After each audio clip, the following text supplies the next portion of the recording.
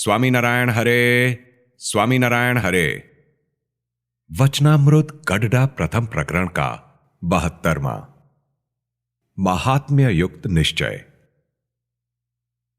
संवत 1876 में चैत्र कृष्णा एकादशी 9 अप्रैल 1820 को स्वामी श्री सहजानंद जी महाराज श्री गडडा स्थित दादा खाचर के राजभवन में श्री वासुदेव नारायण के मंदिर के समीप उत्तरी द्वार के कमरे के बरामदे में पलंग पर पूर्व की ओर मुखारविंद करके विराजमान थे। उन्होंने श्वेत वस्त्र धारण किए थे और उनके समक्ष सभा में मुनिजन तथा विभिन्न स्थानों के हरिभक्त बैठे हुए थे।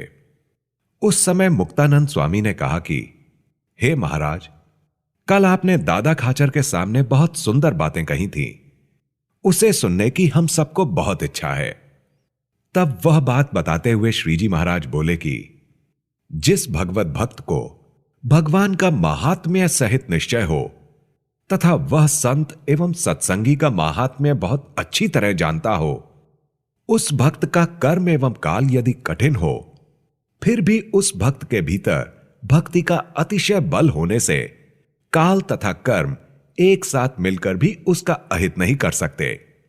जिसको भगवान और उनके संत के प्रति निष्ठा में कुछ न्यूनता होगी तो भगवान स्वयं भी उसका भला चाहे तब भी उसका भला नहीं होगा, और जो गरीबों को सताता है उसका तो कभी भी भला नहीं हो पाता। जैसे कि महाभारत में भीष्म पितामह ने राजा युधिष्ठिर से ऐसा कहा है कि यदि तुम गरीबों को सताओगे तो तुम अपने वंश के साथ जलकर भस्म हो जाओगे। इसलिए भगवान के भक्त अथवा अन्य किसी भी गरीब को लेश मात्र भी दुख नहीं देना, क्योंकि गरीब को त्रास देने वाले का भला कभी भी नहीं होगा। यदि गरीब को दुख दिया तो उसे ब्रह्म हत्या के समान पाप लगता है। इसी प्रकार किसी के सिर पर मिथ्या कलंक लगाना भी ब्रह्म हत्या के समान ही पाप है। यदि कोई वास्तविक रूप से कलंकित हो तो भी उस व्यक्ति को एकांत में बुलाकर उसका भला हो ऐसी हितकारी बात कहना, किंतु उसकी फजीहत नहीं करना। और जो पुरुष 5 प्रकार की स्त्रियों का धर्म भंग करता है तो उसे भी ब्रह्म हत्या जैसा पाप लगता है। 5 प्रकार की स्त्रियों में प्रथम वह है जो शरण में आई हो, दूसरी अपनी स्त्री हो जो व्रत उपवास के दिन पति संग नहीं करना चाहती हो, तीसरी पतिव्रता स्त्री, चौथी विधवा स्त्री और 5वीं विश्वासी स्त्री। यदि ऐसी स्त्रियों के साथ व्यभिचार किया गया तो अपराध करने वाले पुरुष पर ब्रह्म हत्या का पाप लगता है। उनमें भी विधवा स्त्री का मन यदि कुमार्गगामी हो गया तो उसे समझाकर भी धर्माचरण की ओर मोड़ देना। इसके बाद समस्त मुनि भगवान के श्रृंगारिक पद गाने लगे। उसे सुनकर श्रीजी महाराज बोले कि भगवान जीव के कल्याण के लिए ही देह धारण करते हैं। तब उनकी जो क्रियाएं मनुष्योचित होती हैं उन्हें देखकर भगवत भक्त उन्हें चरित्र लीला समझता है, किंतु विमुख जीव अथवा अपरिपक्व भक्त ऐसे चरित्रों में दोष देखते हैं। जैसे शुक जी ने रास पंचाध्यायी का वर्णन किया, तब राजा परीक्षित को संशय उत्पन्न हुआ। फिर उन्होंने शुकदेव जी से पूछा कि भगवान तो धर्म की मर्यादा स्थापित करने के लिए प्रकट हुए थे, तब उन्होंने परस्त्री का संग करके धर्म भंग क्यों किया? इस प्रकार उन्होंने भगवान की लीला में दोष देखा। परंतु शुक जी ने पूर्ण रूप से सोच विचार करके भगवान का गुणगान किया कि कामदेव ने ब्रह्मादिक देवताओं को जीतकर अपने वश में कर लिया। उसका उसे अत्यंत गर्व हो गया। उस गर्व को दूर करने के लिए भगवान ने कामदेव को ललकारा। जिस प्रकार कोई बलवान राजा अपने शत्रु को अपनी ओर से गोला बारूद दिलवाकर उसके साथ लड़ने जाता है, उसी प्रकार भगवान ने कामदेव रूपी शत्रु को लड़ने का सामान पहले से ही दिलवा दिया। वह क्या? तो जब स्त्री का संसर्ग होता है तब कामदेव का बल बढ़ता है। विशेषकर शरद ऋतु की रात्रियों में कामदेव के बल में अधिक वृद्धि हो जाया करती है। उस समय स्त्री के राग रंगमय विलास के शब्द सुनने, उसका रूप देखने और स्पर्श करने से कामदेव का बल अत्यधिक बढ़ जाता है। श्री कृष्ण भगवान ने यह सब सामान कामदेव को देकर उस पर विजय प्राप्त कर ली और वे अखंड ब्रह्मचारी के समान ऊर्ध्वरेता रहे। इस प्रकार भगवान ने कामदेव के गर्व का मूलोच्छेद कर दिया। ऐसा अलौकिक सामर्थ्य भगवान के सिवा अन्य किसी में हो ही नहीं सकता। इस प्रकार शुक जी ने भगवान का महान सामर्थ्य जानकर उनका चरित्र गान किया, जबकि राजा परीक्षित को यह बात समझ में नहीं आई। इस कारण उन्होंने भगवान में दोष देखा। अतः यदि कोई आपसे यह कहे कि आप परमहंस होने पर भी श्रृंगारिक भजन क्यों गाते हैं, तो उसे बताना चाहिए कि यदि हम श्रृंगारिक भजन नहीं गावें और भगवान की श्रृंगार लीलाओं के संबंध में दोष देखें, तो हम भी राजा परीक्षित तथा अन्य नास्तिक विमुख जीवों की पंक्ति में मिल जाएं। अतः हमें विमुख जीवों की पंक्ति में सम्मिलित नहीं होना है, क्योंकि समस्त परमहंसों के गुरु शुक जी ने स्वयं भगवान की श्रृंगार लीला का गुणगान किया है। इसलिए हमें भी भगवान का गुणगान अवश्य करना है। और जो पुरुषोत्तम भगवान शर अक्षर से परे हैं, वे जब जीवों के कल्याण के लिए ब्रह्मांड में मनुष्य रूप धारण करके विचरण करते हैं, तब वे मनुष्यों के समान ही समस्त लीला दिखाते हैं। जिस प्रकार मनुष्यों में जय, पराजय, भय, शोक, काम, क्रोध, लोभ, मोह, मद, मत्सर, आशा, तृष्णा तथा ईर्ष्या आदि मायिक स्वभाव होते हैं, वैसे ही स्वभाव भगवान भी अपने स्वरूप में दिखलाते हैं। वास्तव में भगवान की ऐसी समस्त लीलाएं जीवों के कल्याण के लिए ही होती हैं। फिर जो भक्त हैं, वे इन लीलाओं का गान करके परम पद को प्राप्त करते हैं, किंतु विमुख जीव उन लीलाओं में दोष देखते हैं।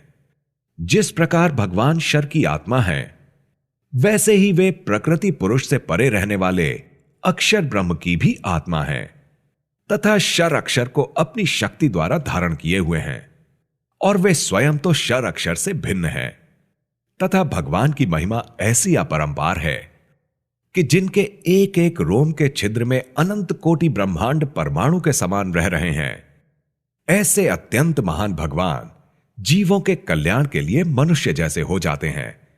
तब जीवों को सेवा करने का अवसर मिलता है, और यदि भगवान जैसे हैं वे वैसे के वैसे ही बने रहें, तो ब्रह्मांड के अधिपति ब्रह्मादिक देवों में भी भगवान के दर्शन और सेवा करने का सामर्थ्य नहीं रहता। तब मनुष्यों में तो ऐसा सामर्थ्य रहेगा ही कैसे? जैसे वडवा नल अग्नि समुद्र में रहती है, वह उसके जल को पीती है तथा समुद्र द्वारा बुझाने पर भी वह नहीं बुझ पाती। ऐसी महान वडवा नल अग्नि यदि हमें घर में दीपक की आवश्यकता होने पर हमारे घर में आ बैठे, तो हमें वह अग्नि दीपक के समान सुखकारी नहीं लगेगी, अपितु उससे जलकर सब भस्म हो जाएंगे। परंतु वही अग्नि यदि दीपक का स्वरूप ग्रहण कर ले, तब प्रकाश भी होता है और सुख भी होता है। वस्तुतः दीपक भी वही अग्नि है जो फूंक मारने और हाथ हिलाकर बुझाने पर बुझ जाती है, ऐसी असमर्थ है, परंतु उसी के द्वारा हमें सुख मिलता है। परंतु वडवा नल से ऐसा सुख नहीं मिलता। उसी प्रकार भगवान मनुष्य जैसे असमर्थ दिखाई देते हों, परंतु अनेक जीवों का कल्याण उनके द्वारा ही होता है। यदि भगवान अपने एक एक रोम में अनंत कोटि ब्रह्मांड दिखा दें, तो ऐसी ऐश्वर्य युक्त मूर्ति का दर्शन करने के लिए जीव समर्थ भी नहीं हो पाता। अतः ऐसे विशाल रूप द्वारा कल्याण नहीं होता। इसलिए भगवान मनुष्य रूप धारण करके जैसी जैसी लीलाएं करते हैं, वे सब चरित्र गान करने योग्य हैं। परंतु ऐसा नहीं समझना चाहिए कि भगवान होकर भी वे ऐसा क्यों करते हैं। भगवान की समस्त लीलाओं को कल्याणकारी ही समझना चाहिए। यही भक्त का धर्म है तथा ऐसा समझने वाला ही भगवान का पूर्ण भक्त कहलाता है।